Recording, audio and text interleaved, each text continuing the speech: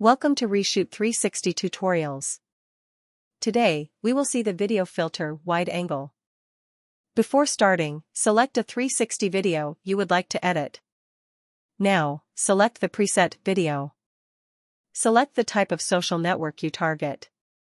Select the video filter wide angle. You can see a preview of your final video. Trim parameter allows to change the duration by trimming the 360 video. Use the vertical sliders to change the start and the end. The preview automatically updates according to the slider you are using. You can also use the round slider to move the trimming. Use the camera view parameter to choose which part of the 360 scene you want to reframe.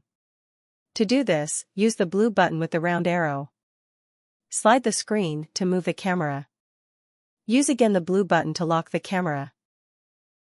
You can play the preview by using the play button.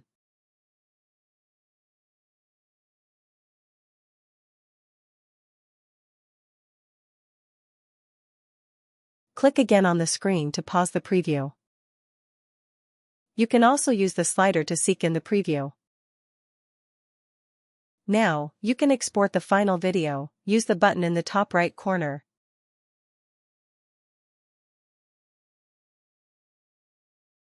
Your video is saved on your device in the album ReShoot 360. You will find even more options to edit your 360 media in the editor. Thank you for watching and have a good day.